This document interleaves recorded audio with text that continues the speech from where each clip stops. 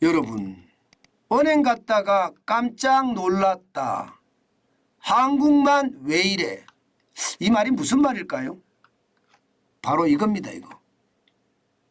은행 예대율 규제 말입니다.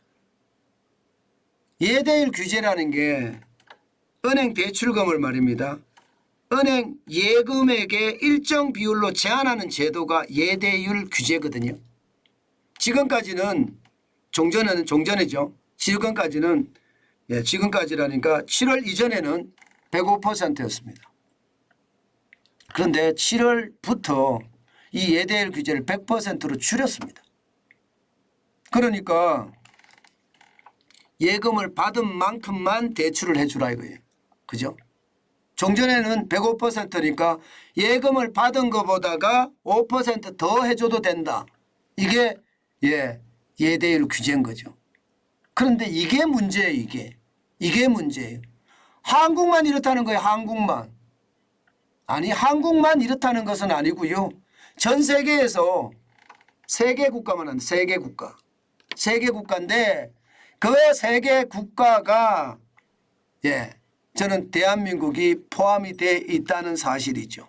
세계 국가 안에. 어디냐 세계 국가가 여러분 바로 여기입니다. 여기. 인도네시아, 사우디아라비아. 이렇게 세계 국가예요. 이렇게 세계 국가. 이게 말입니다. 전 세계적으로 다 폐지했거든요. 심지어 말입니다. 미국 같은 경우는 2022년 말이에요. 예대율이 63.6%입니다. 제한을 안 한다는 거죠. 제한을 안 한다. 뭐 해주든 말든 만다는 이야기가 되는 거잖아요. 그러니까 예금의 예대율 비준을 저는 너무 강화한다는 것이 결국 말입니다. 시장에는 더 위협이 되지 않겠느냐 이렇게 생각을 합니다. 자, 여러분 이렇게 되면 우리 생각을 해보자고요. 이렇게 되면 대출을 더 많이 해주려면 은행들 입장에서는 어떻게 해야 됩니까? 예금을 더 많이 받아야 되겠죠. 예금을 더 많이 받아야 되겠죠. 예금을 더 많이 받으려면 또 어떻게 해야 될까요? 그러면 예금금리를 올려야 됩니다. 예금금리를 올려야 됩니다. 실질적으로 예금금리 올렸습니다. 보시는 것처럼 지난 5월까지만 하더라도 5대 은행의 주요 예금금리가 3.46%거든요. 그런데 7월에는 3.90%로 이게 기준금리가 3.5%인데 3.5% 밑으로 내려갔다가 지금 3.90%로 올라가 버렸습니다. 자, 이렇게 되면 여러분 뭐가 달라질까요? 예금금리를 올리면 대출금리도 올리겠죠. 실제로 대출금리 올라갑니다. 실제로 대출금리 올라가요. 지금 현재까지 보면 예금은행의 가계대출 가중평균 금리를 보면요.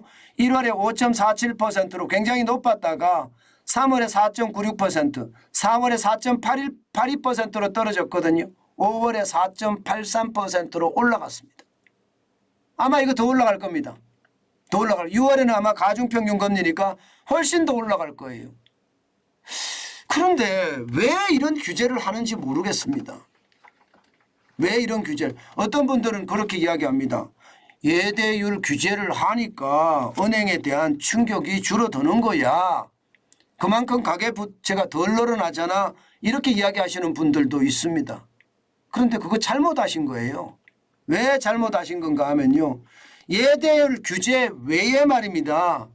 대한민국은 바젤 3에 의해서 예대율 규제하고 똑같은 규제를 하고 있거든요. 이미 거의 비슷한. 유동성 커버리지 비율이라고 있습니다. 이거는 유동성에서 지금 커버할 수 있는 유동성이 100% 이렇게 제가 계속 말씀을 드리잖아요. 그죠? 기왕이면 저축은행은 100%보다 넣는 게 아니라 120%, 130%가 더 좋다 이렇게 말씀을 드리는 거 있잖아요. 그러니까 유동성 커버리지 비율을 이미 적용을 하고 있거든요. 여기다가 순안정자금 조달 비율도 NSFB라고 하는 것도 지금 바젤 3 협약에 의해서 우리가 도입되어 있습니다. 그런데 예대율 규제까지 하면 중복 규제 중에 또 중복 규제라고 이야기할 수가 있겠죠. 이게 한 가지 규제만 하는 것이 아니라 지금 두 가지, 세 가지 규제를 한꺼번에 한다는 것. 이것은 어쩌면 대출을 그만큼 줄이라는 그런 과정인데 이게 대출이 높으면 대출 받은 사람들의 충격도 올 수 있거든요. 여기에다가 대출 받을 사람은 또 못 받는다는 이야기가 돼요. 대출 받을 사람. 저는 여러분 자칫 잘못하면요. 이게 유동성 위기가 저는 올 수도 있다고 생각해요. 유동성 위기가 뭐냐? 은행의 유동성 위기 말고 말입니다. 지금 제 주변에도 이야기를 주로 들어보면요. 돈을 빌리고 싶어도 돈을 빌릴 수가 없다고 이야기해요.